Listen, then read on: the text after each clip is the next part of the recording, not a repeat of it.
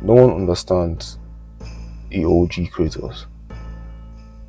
Now picture this, please. Wait with me. Picture this. Imagine you were born in ancient Greece under a different tribe called the Spartans. And from the day you were born, the first thing that was taught to you was strength and power are the only thing to keep you alive. And they threw you into a forest at the age of 4. And you are left there to fend for yourself till you turn 10 with other boys. So by the time you turn 10, you return back to the village. The men that threw you to the forest, they pick you up and say, you survived? Good. You're good for war. They take you back and start training you diligently in the most torturous methods of training you could ever come up with to make you into a hardened soldier. So you're going through the training regimen, you're learning how to fight, you're learning how to become aggressive, you're pissed off at the world, you're angry. But wait, who really cares about that? So you grow up to be a warrior in a warrior culture and you're celebrated for that. You earn money, you conquer tribes, and you go on your very first war. You go into war and you manage to kill the general and collect his head. You come back to the village, everyone celebrates your win, and by winning in that war, you establish yourself. You get money, you get fame, and you also get a wife, also, which is nice as a bonus. So life is looking good for you right now. You're strong, you're powerful, people like you, and you're going to go back into war and win a powerful war and bring glory to your Spartan race. Then during one of those wars, you come across much more insane men than you. Men that are much more dangerous, much more scary, much more intimidating. So you clash with them. You fight them with all your might. Every training method you have learned over the years, you use it to challenge those men. But they brutally beat you and destroy your platoon.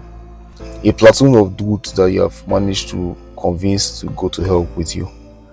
You are there with those men as they destroy and desecrate every soldier that you have trained with over the years.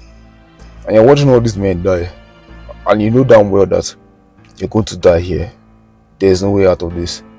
You're cooked. You're finished. This is the end of your story. You fought well, but in war, there are no good winners, just losers. So you cry out in help. You cry out to a god you worship. Cry out to the god of war. Release me! Grant me this strength to destroy my enemies. And you get access to this strength. You get access to this primal power. And then you feel strong. You feel ready to destroy anything. The god has answered your wishes and has granted you a weapon to decimate all your enemies. You are happy. You are filled with much more joy. You're like, yes, I'll fight and I'll save this god because he saved me. He protected me. But then throughout your tribulations and your trials, you have been going about your life, everything's working well, no issues. But then suddenly, all the cities you attacked, it's starting to look less familiar. It looks quite similar to your hometown. That is odd. You go into a building and then discover that, yeah, this building right here, it looks like my house.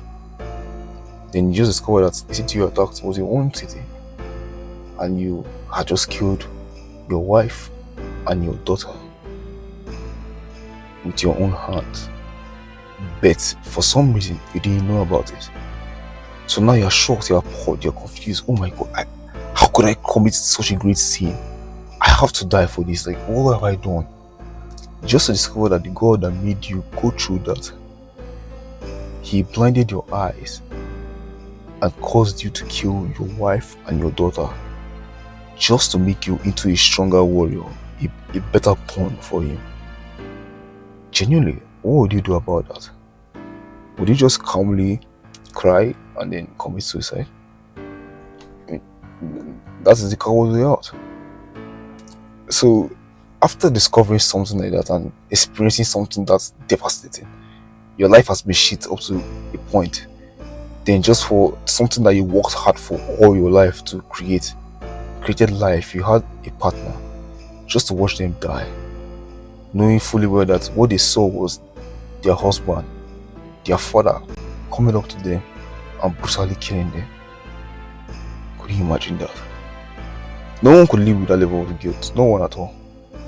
So For some weird reason, he went on a rampage. He killed the god that granted him that power. Why? Because he was pissed off. The other gods were happy with what he had done. They were like, yeah, if you kill him, we'll grant you a wish, we'll grant you a method of anything you want. And they're like, okay, yeah, just please remove the memories from my mind. I don't want to have those memories from my past. The gods tell you, no, those memories are of your sins and you must live with them till the day you die. And the ashes of their corpse and their blood will be etched into your skin till all of your days. So you have a constant reminder every time you look at yourself, you know that damn well that is my daughter's ashes on my skin right now. Could you imagine that? That level of pettiness.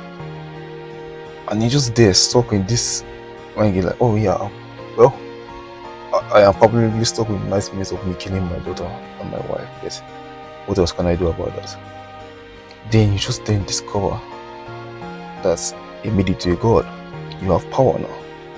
You have the ability to control how war works for all of time. So of course you would want to favor your guys, favor your men that you worked with. So you grant your people favor, you grant them easy access to be able to destroy their enemies. And all of them are happy. They are like, yes, this is Kratos, our god. Yes, we're happy for this. Just for the gods to destroy your city. And then after destroying your city, they made you lose your powers. And then proceeded to sneak you and kill you and sent you to hell. And people were like, oh yeah, he was too angry. Who wouldn't be? Won't you be angry if I sent you to hell? No, they sent you to hell to touch us, to be tortured for eternity. Could you imagine that? So of course he was pissed off. He has lost his wife, lost his daughter, he got godhood, he lost that, and then they snuck him and sent him to hell. So okay, fair enough. All of this stuff has pissed him off. He's angrier now. Now that he's in hell, he would suffer for the rest of the days with nothing to do but seed and rage because of what the god did to him. Could you imagine going through all of that and then being called a heartless evil man? Like, yeah, for his time he was a piece of shit, but compared to every other thing else, was he really that bad of a person? Then for him to now escape all of that suffering, wanted to commit suicide, the gods did not let him escape with death. They didn't let him escape. Yeah, the Greek gods had to go, bro. Them niggas, they had it coming, bro. They were just touching the guy at that point. They had it coming. Till next time.